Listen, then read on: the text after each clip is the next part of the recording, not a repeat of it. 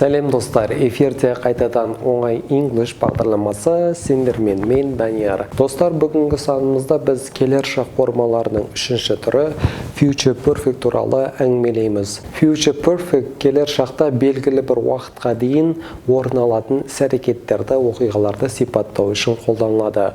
Оның жасалу жолы жоғарғыдай will және have көмекші етістіктері қатар жазылады.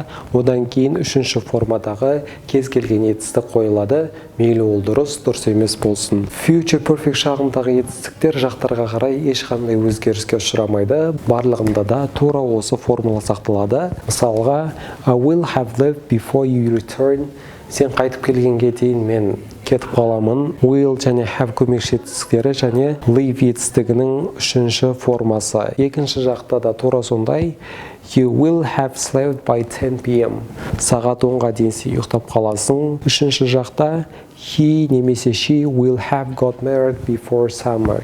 Жазға дейін ол үйленіп немесе тұрмысқа шығып қояды. Көпше түрдің барлығында да ешқандай өзгеріс жоқ. We, you, they will have got better when you see them again.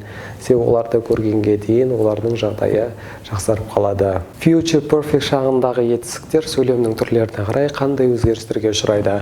Болымды сөйлем кезінде will have көмекші етістіктері және үшінші формадағы етістіктің жазылады. Мысалға, Нұргүл will have learned English by next year. Келесі жылға дейін Нұргүл ағылшын тілін меңгеріп қояды. Болымсыз сөйлем жасау үшін біз will көмекші етістігіне кейін not көмекші сөзін қоямыз. Сонда Нұргүл will not have learned English by next year. Нұргүл келесі жылға дейін ағылшын тілін оқып үйреніп үлгермейді деген сияқты сөйлем жасалады. Сұраулы сөйлем жасау үшін біз will көмекші етістігін есім мағынасын беретін сөздің алдына сөйлемнің басына жібереміз. Сол кезде will Нұргүл have learned English by next year деген сөйлем жасалады.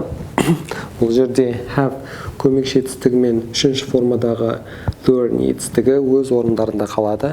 Нұргүл келесі жылға дейін ағылшын тілін оқып үйренеді ме?